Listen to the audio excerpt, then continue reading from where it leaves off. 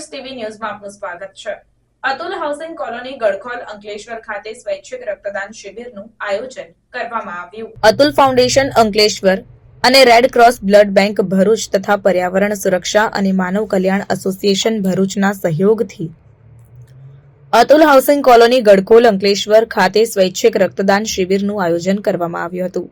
આ કેમ્પમાં ઉત્સાહભેર રક્તદાતાઓએ ભાગ લીધો હતો। આ કેમ્પમાં રેડક્રોસ ભરૂચની અનુભવી ટીમ આવી હતી।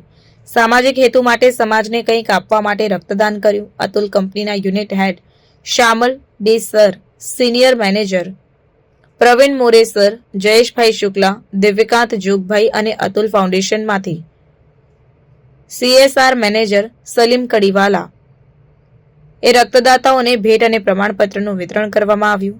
અતુલ લિમિટેડ અને અતુલ ફાઉન્ડેશન તરફથી તમામ રક્તદાતાઓનું આભાર સાથે કેમ્પનું સમાપન કરાયું હતું।